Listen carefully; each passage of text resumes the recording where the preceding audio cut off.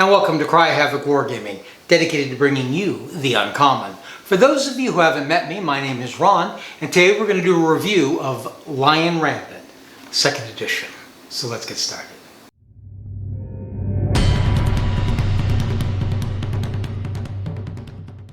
I have some familiarity with the 1st edition of Lion Rampant. This was one of those books from the Osprey Blue Book series. This is one of 3 very good games for this genre, in my opinion. Most of these games are more about playability than they are about heavy simulation. And the games I mean, of course, are Lion Rampant, never mind the Billhooks, and Baron's War. Of those 3, Baron's War is probably the closest to a real medieval simulation. The other 2, though, have a very good medieval feel and are very, very playable. Lion Rampant, myself, I've played this a few times at conventions. I've also run it at conventions and a few other places. Its level of playability is very, very high. It does carry the feel it's trying to get across, but it is, I think it's a very good balance that both Lion Rampant and never mind the Billhooks have. The big difference between those 2, never mind the Billhooks, is pretty specifically built around the War of the Roses. There's a little leeway you could use forward or backwards from that, but that's pretty much it. The original Lion Rampant was also later medieval originally, not that late, but it was definitely set in its medieval period. What they've done with this book, well, they've done a number of things, but the first one I want to talk about is they have increased its period. So this book now covers, or is intended to cover, the entire medieval period, starting with early Dark Ages all the way through to at least War of the Roses. I think they say that 1500 is the year they actually give.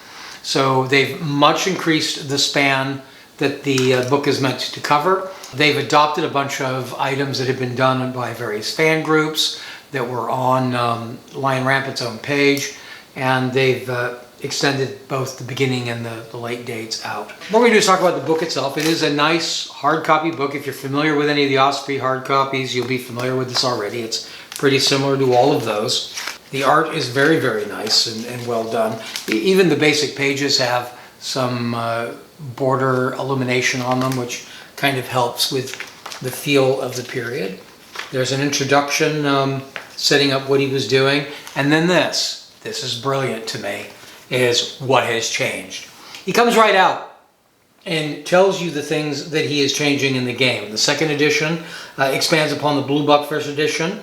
If you're familiar with the 1st edition, you'll be pleased to hear that the battle rules have not changed significantly.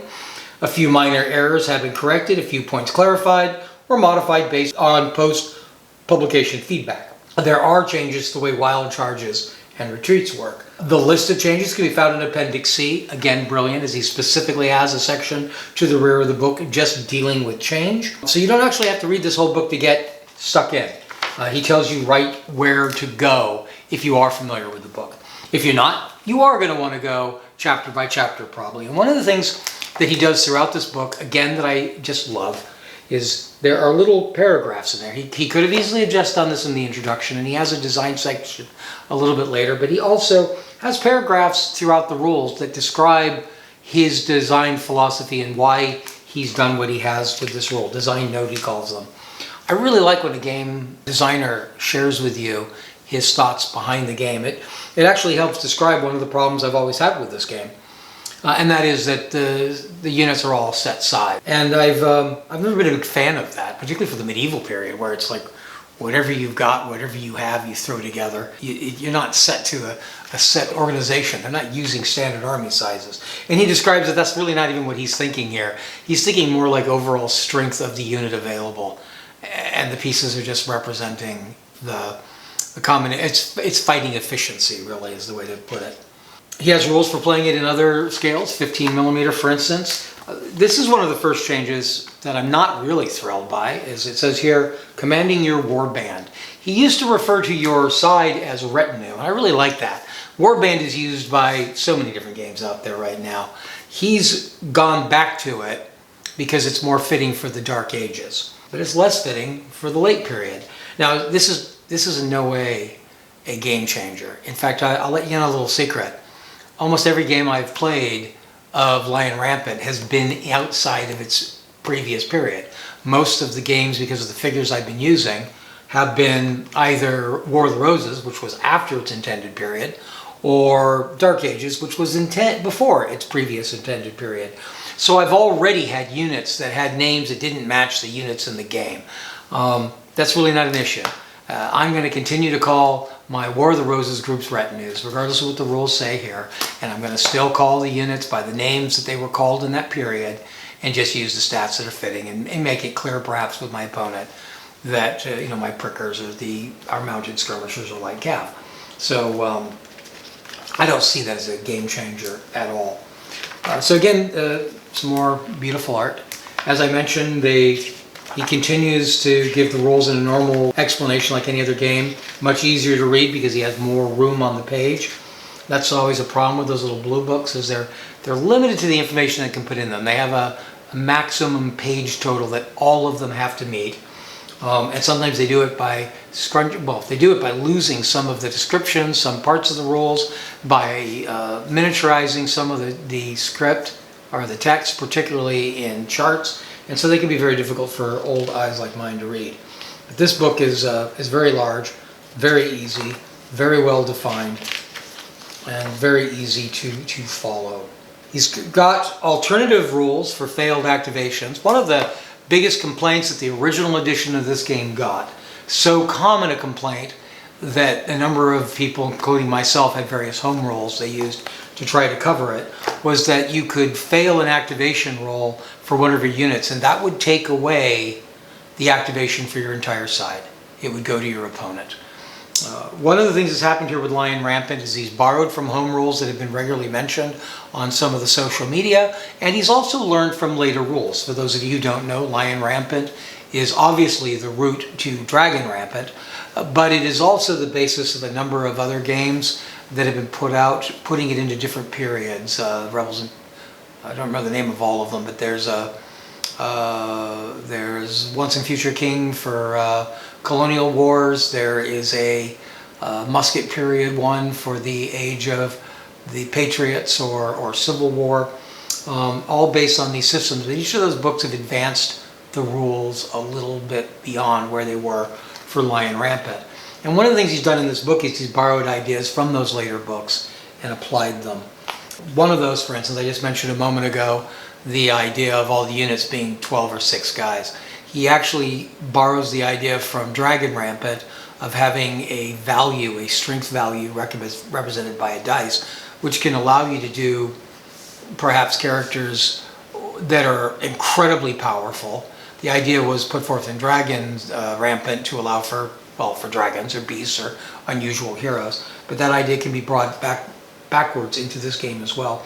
And it could also be used to make units of whatever figure size you have, using the dice to represent their fighting strength rather than the figures on the table. But so he's allowed a couple of changes for the alternative rule. One is he's done exactly what I did, which is now what used to be the command skill is given to all leaders automatically, and that increases their opportunity to activate units within a certain distance of them. If you don't enjoy that, he also allows it so that a unsuccessful activation doesn't end your phase. It just stops that unit from being able to go.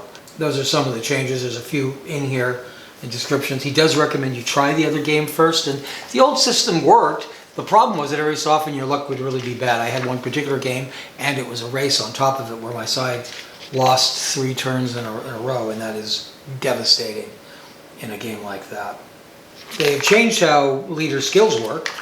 It used to be rolled. Now you can purchase them when you're buying your warband in a similar fashion, though, in case you like the older system better. That's still an option. The old chart for rolling is still here. There's a conversion chart from the old unit names to the new unit names, and the section on mustering your warbands. There's a talk about doing just plain pick and mix or doing historically plausible units. This is the section I was just referring to on leader skills, where it allows you to purchase your skills instead of rolling for them.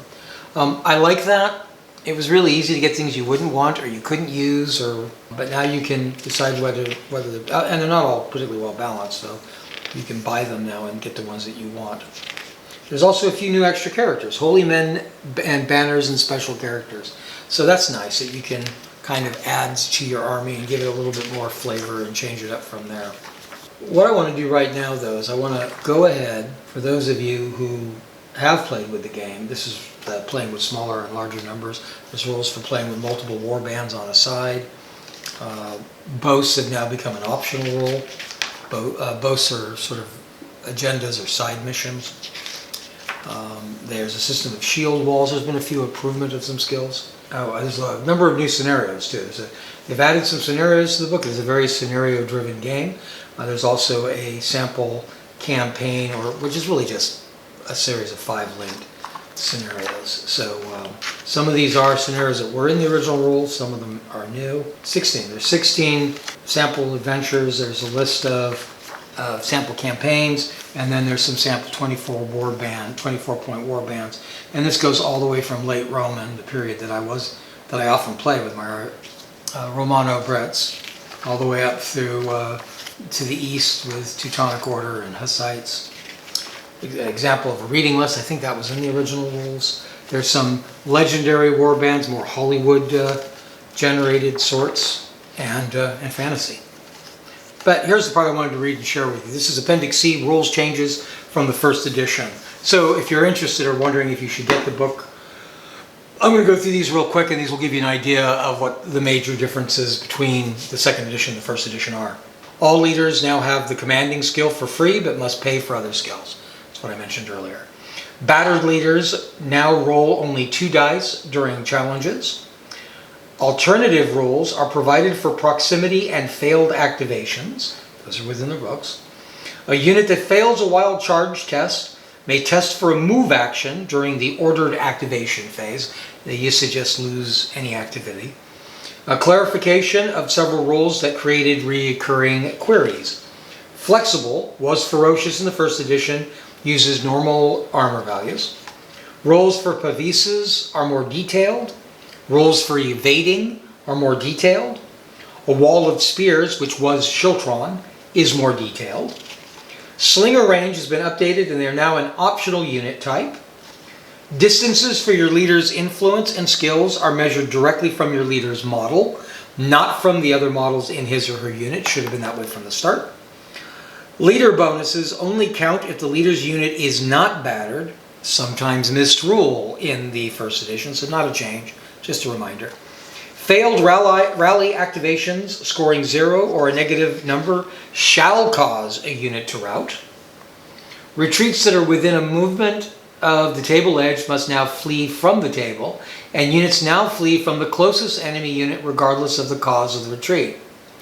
Units unable to retreat the full distance now lose a number of models equal to the unmoved distance in inches rather than rolling a die. Added rules for storming defenses, necessary in a medieval set. Boasts are now an optional rule. I think I mentioned that. Terrain types are better defined. I think I mentioned that.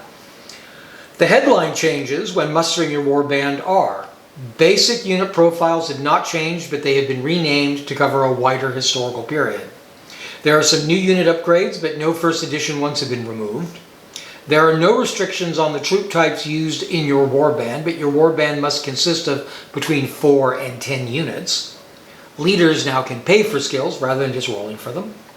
Viking Age warbands may opt to use optional shield wall rules at no point cost. So the rules have been cleaned up. They've been added, had a lot of things added to them. I should mention there was also an alternative for the proximity rule. In the original rules, no unit, friendly or enemy, could be within 3 inches of another enemy, which could become very problematic, particularly when you were retreating in a tightly packed area. Alternative rule for unit proximity. If you're playing on a smaller table or don't like the idea of units, there's no set table size for this game. You can change the 3-inch rule to 1 inch as follows. Keep at least 1 inch between units unless they are fighting. This makes it clear which unit is which and acts as a zone of control for each unit. They mention here that's been a popular house rule. I combine the two, and probably still will. I require a 3-inch distance from enemy units that you're not combating, but I don't see why you can't be an inch from your friendly units. And the only reason I require an inch still, that's just to make it easier to know what units are which and keep your figures apart. So, in the end, my thoughts about second edition. I haven't played it yet, but I'm not expecting it to be hugely different. In fact, even some of the changes they've made, except for name-wise, are mostly things I've been kind of doing as a house rule or something very similar as a house rule. I think it'll be very useful for people who want to do the other areas of the period, or are more interested in early medieval or dark ages. So I think it'll be a real advantage on that score. The fact that the rules have been cleaned up and clarified and better explained, I think that's really useful. And I really like the fact that he has applied what he has learned with all of the other game systems he's put out now and backdated them to the original system, to Lion Rampant, where they fit. I think it's very well done. This is what a second edition should be. I think it's very intelligent that he specifically tells you what has changed and where to find it, so you don't have to, I mean, I'm going to read the whole book eventually, but I don't need to do it before I bring it onto the gaming table. I can look right at what's different and find it, and so often you're going through rule books and later editions trying to find out what's changed, or you miss what's changed and you find yourself playing with some in-between version of the game. How does it stand against the other games I mentioned earlier? I like all three of those games. They have a strong difference in feel. To me, Baron's War has perhaps the most medieval feel of all of them. The bad part of that is it's really hard to figure out how to set up an army from the start, because it doesn't have that advantage. It doesn't even tell you what size a unit is. A unit is whatever you want it to be, and that's very medieval. But it's kind of hard when you haven't ever played the game. And it has a lot more distinct and distinctive and different stats for the different unit types from one to the other. And it's a very limited period, though they've expanded it into, with the Outremer rules, they've extended it into the Middle East and to the Crusades, and there's also rules in there to help use it for more European fights, so you can get it into the 100 Years' War period if you're interested in that. I think that's a very good system. A little more complicated, and I don't think I would enjoy trying to teach that, say, at a convention very quickly. Now, never mind the billhooks and Lion Rampant have very similar feels, where there's just little detail differences, and of course, again, never mind the billhooks is very, very War of the Roses. It also uses set-sized units like Lion Rampant does. It's a very enjoyable game. I like the way it works. But so is Lion Rampant. And Lion Rampant has the advantage, if you want to play different periods, that there are a series of other books that have the descendants of this book. The rules are still, while they change to meet the later periods, they still have a distinct feel you will recognize. I think that can be an advantage when you jump from period to period to period. It helps you keep your rules. It can also cause a problem because you'll forget the ones that change, but it helps really know what you're doing and take it from side to side, or from genre to genre. And they are definitely very, very playable, very well finished, well put together. Suggested retail of this, yeah, $30. $30 US, £20 UK, that's interesting, and $40 Canadian. I got mine on Amazon as a pre-order. It's a good value. If you're really into trying different medieval games, I'd recommend it. If you're looking for something to put on at conventions, or medieval games are just something you do on the sideline and you're not very serious about, it's definitely a good system for that, because it's real easy to get into, real easy to put things together, covers a huge amount of periods, and it's great for that. It's great for that. I would consider this a very useful purchase if you're interested in playing these, particularly if you're more interested in being able to get through a game in a couple hours and not losing the fun of the game and the speed of the game for the medieval historic detail. Good book. I'm glad I bought it, and I'll try to get a battle report up here as soon as I can. So if you have any questions about Lion Rampant, or you've played the game, either edition, and would like to share your thoughts, go ahead and do that in the comment section down below. Also, if you have any other medieval games that you're particularly fond of, whether it's one of the three that I mentioned or an entirely different set of rules, we look for that down in the comments as well. We also use our comment section to get ideas for what to produce in the future. So if you have ideas for content you'd like to see us produce here on Cry Havoc Wargaming, that's where I look to get some ideas to what to present to you. If you've enjoyed the video, I hope that you'll hit like. And if you'd like to continue to receive notifications for videos like this one that may help you decide how to better spend your money or time in your tabletop wargaming hobby, then I hope you'll hit subscribe and ring our notification bell. Till next time, cheers.